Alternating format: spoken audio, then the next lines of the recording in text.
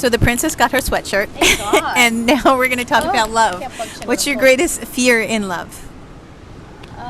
She loves to put me on the spot and questions that I have no answers to. Greatest fear in love. I don't know that I have a fear of love. I love love. I love being in love. I'm a very How's your relationship status right now? very single because I'm calling in the wrong types of love, which is something that's what I need to figure out. But I wouldn't say it's a fear. I have no fear of love. If anything, I chase after love because I love love and I want to be in love. I don't have a fear of that. So when was the last time you had a long-term committed relationship? Ended a little over a year ago. And how's your relationships been since then? Terrible. Absolutely, because it's the kind of person I'm like attracting. I'm fully aware of it. But so this is the journey that we're gonna go on. And so what is the emotion behind that? Frustration. And what's behind the frustration? Fear, anger, hurt, sadness, guilt, and shame? Yeah, I guess those all go hand in hand. Which one resonates the most with you? Anger. So behind the anger is what? I'm not worthy, I'm not good enough, I'm not safe, secure, and protected, I'm not whole or complete.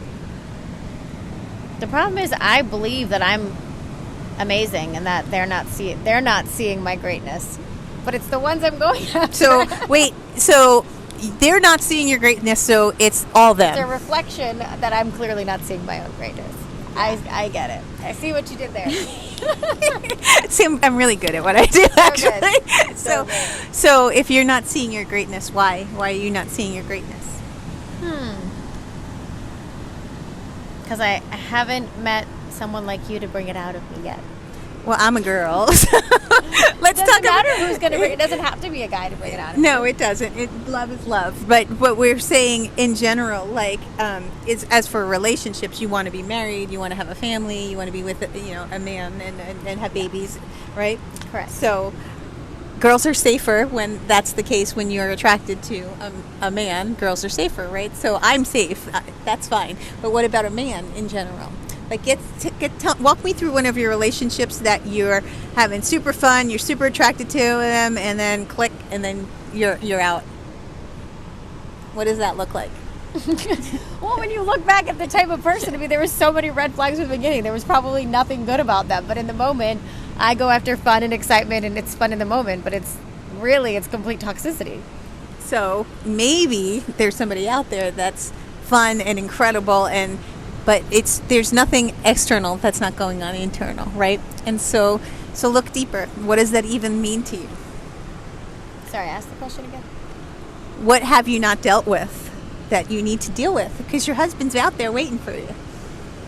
But that's the point. When I'm ready is when he'll come. So what do I need to do first? Eat, pray, love. I guess we need to do this first. This is our purpose, right? So now I get to give the mic to Bri, and she gets to interview me. Oh, here we go. My glasses did break, by the way. Literally freezing. Okay.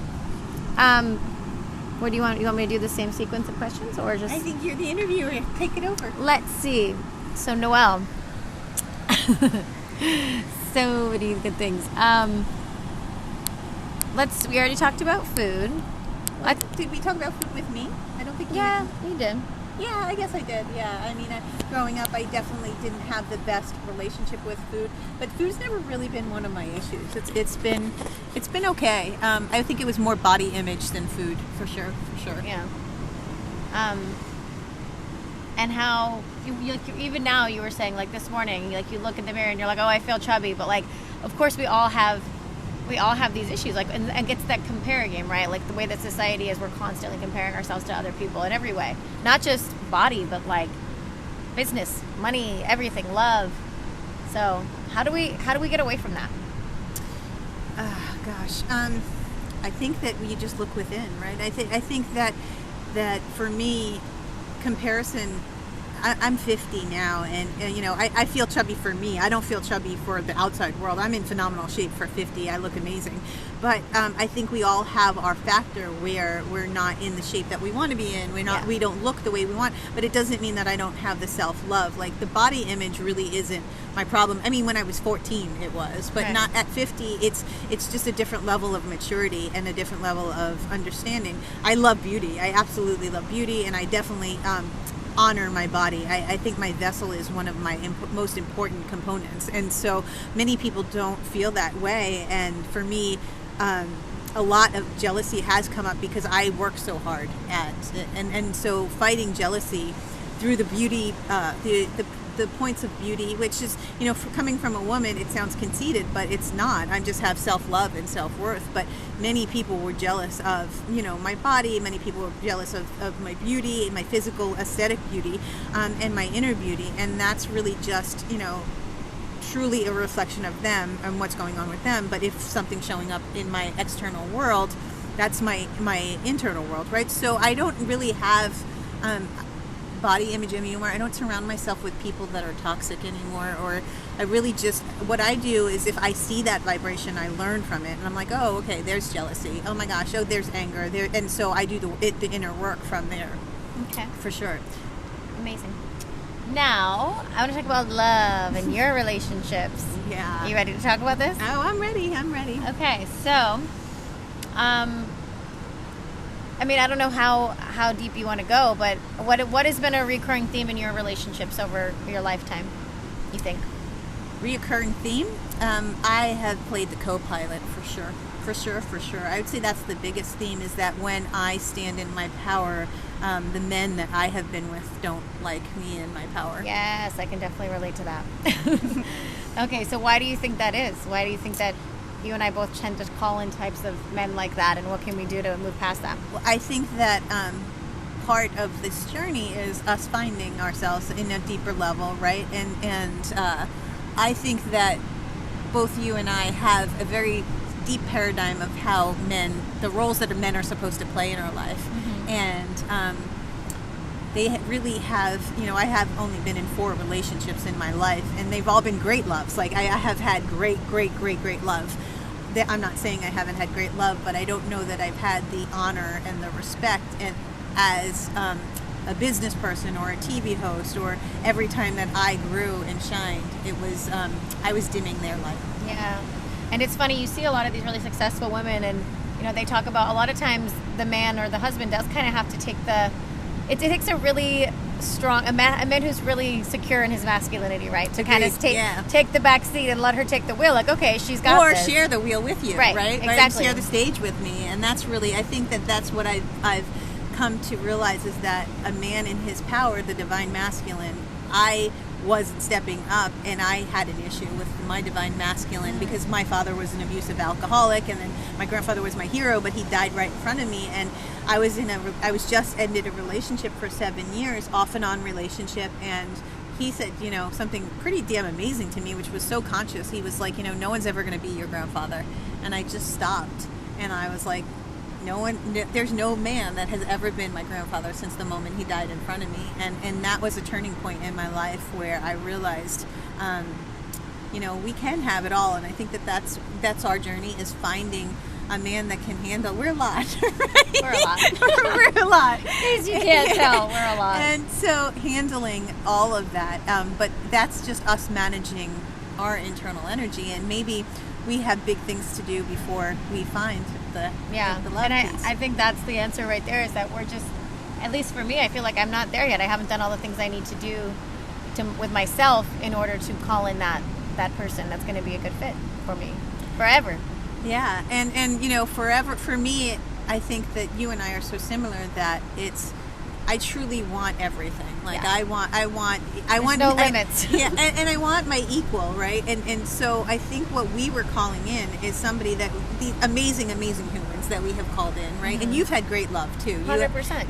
You have had great love, and it doesn't mean that, like, I don't believe in you have one soulmate for the rest of your life, and I don't believe in any of that twin flame stuff. I believe that you have multiple people that teach you on your journey, but I think that both of us now are calling in our life partner, for sure. But I think that part of my journey, and maybe you can answer this for you, but part of my journey was my kids. Like I felt like I had to take care of them before I can actually have another relationship that took their place. But they're graduating and they're in high school now, and it's the first time in the last 2 years that I've really put me before everything, and not everything, but and I think that maybe this time on this Eat, Pray, Love journey that we're going to do, we're going to find ourselves, right? Yeah, I know. I think for me, it's been a lot of, and I'm looking back at the last maybe 5, 6, I don't know how many years. Most of my relationships over the last, I don't know, I would say since I was like 25, I've been looking for someone to save me, to come along and... I would say the same. I want security. I want someone who's just going to come sweep me off my feet and we live happily ever after. And then, but like thinking about what I really want now that I'm learning more about myself and what I really do want, that wouldn't have made me happy, And so that's kind of, I think, what the big realization we both had is. that. We've both had men save us. And we have, you guys don't know our story, but we've both had gorgeous, successful, beautiful, wealthy men that have taken care of us, right? And that wasn't our journey yet. We had to find our own journey as entrepreneurs and making money and having money. Our relationship with money was really, wouldn't you say? Something we're still working on. Yeah, that's why I think we came into each other's lives. And I think that we're both super, super successful. And that's the thing. But when you're moving, you're scaling to the next level in your life, there's always going to be things that come up. Yeah. But it's not like, we're not successful. We have incredible businesses that are thriving, and we get to go to the next level and have love and have everything. And I think part of it for you and I was managing it all, right? Because it's we've taken care of our men and we've been rescued by them financially, but I think both you and I have saved them in other ways too. 100%. Right? Yeah. And so we're, that's the saving, the rescuer. They were saving us in some place, and we were rescuing them in others, and that's such a toxic energy. And both of us are just done with that now. But we get to experience life in a different level. But living in our power, I think, is the next step, right? Yeah. We get to not be rescued, and we get to not rescue someone else, and we get to, like I said to you this morning, you said something and you said, well, what should I do? I said, you're a grown-ass adult, you figure it out, right? Exactly.